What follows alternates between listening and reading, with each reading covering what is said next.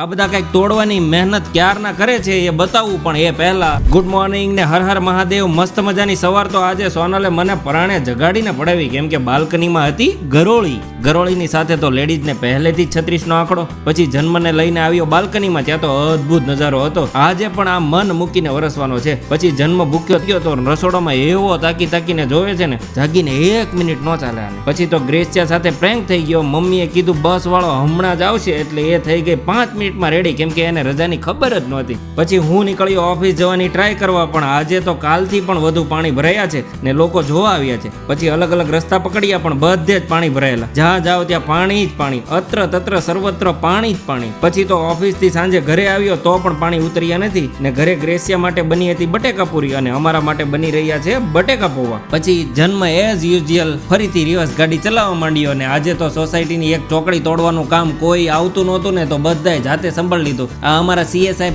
કેવા હથોડાના પ્રહાર કરે છે, જુઓ. કોઈ કામ નાનું કે મોટું હોતું નથી, સાચું ને. પછી તો રાત્રે ઠાક્યો પક્યો ભૂલી ગયો ને તો સવારે આ વ્લોગને કમ્પ્લીટ કર્યો મસ્ત મજાના વાતાવરણમાં. પૂરો વ્લોગ જોવા માટે યુટ્યુબ પર સર્ચ કરો અંકિત લાઈફ વ્લોગ. જો અમારો વ્લોગ ગમતો હોય તો લાઈક અને સબસ્ક્રાઇબ કરવાનું ભૂલતા નહીં. મળીએ કાલે નવા વ્લોગમાં. Bye bye.